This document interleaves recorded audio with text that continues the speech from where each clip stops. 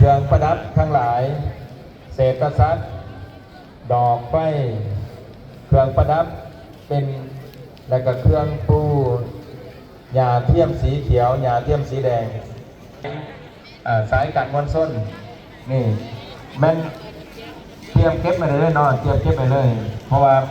แนวมวลส้นว่างเราใหม่สู่เทียมเนี่ยจะเข้าสู่พิธีถวายเพลิงแต่ท่านไหนจะถ่ายรูปกับหยิบถ่ายเนาะวันไหนวางกับถ่ายรูปไว้เขาสุเมรุราชตัวนี้สระน้ำอนุดาอ้อมห้อมเขาสุเมรุราช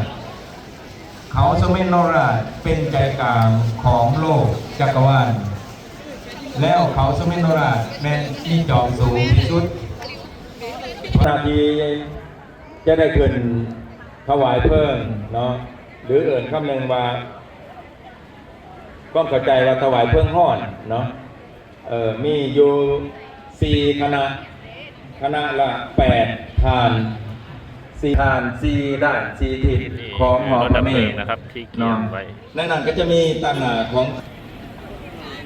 หลังจากมดส้นแล้วจะได้เข้าสู่พิธีมดส้นหลังจากแล้วก็จะเข้าสู่พิธีถวายเพลิงข้างหน้านี้ก็คือราชถวายเพลิงก็จะเป็นของพระสังฆราชนะครับผู้ที่จูงนะครับหรือว่าผู้ที่คณะสงฆ์มหาเถระขบวนและก็มีทั้งการนำเหสรีระสังขารของและก็มีทั้งพระอาจารย์ใหญ่มหาบุตรมาสิมพงศ์นะครับ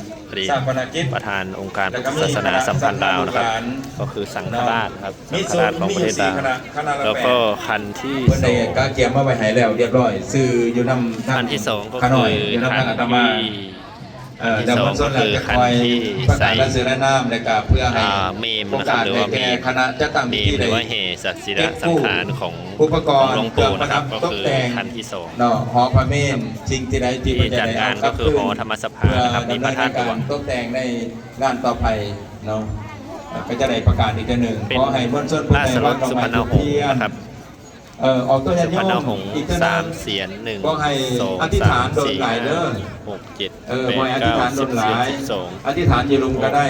12 เสียนนะครับบางท่านเนี่ยขึ้นไปนั่งคุกเข่าอธิษฐานอยู่อ่านโมยืนถ่ายจำนวนที่นิมนต์เจริญพรเสริญใส่สรีระสังขารมาก็คือเป็นพญานาคนะครับเป็นราชรถพญานาคบางโดนเพิ่นมาเอาโยนหันแหละพญานาค5 หัวเอียงซ้ายเอียงขวาประดับด้วยเศรษฐสัตว์ครับ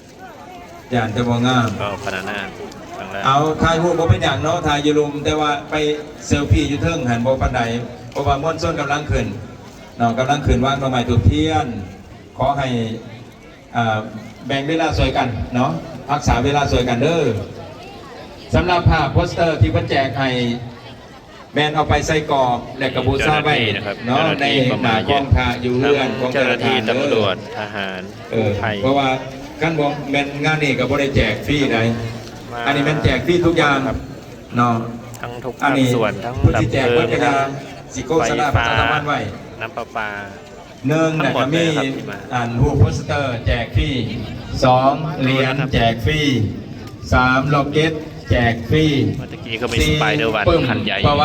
บินอยู่แล้วก็คำสอนคติธรรมคำสอนของญาประธานตลอดในญาชีวิตภาคาสาวพัฒน์พงมาจันทร์ของเพิ่นเล่ม1มักนาเนาะบรรดาทานทั้งหลายพอแค่นี้เราก็ติดตามเพื่อเสริมสร้างความรู้ไปด้วยกันนะครับสติปัญญาตามระยะให้ตามหลักธรรมคำสอนในบวรพระพุทธศาสนาเนาะ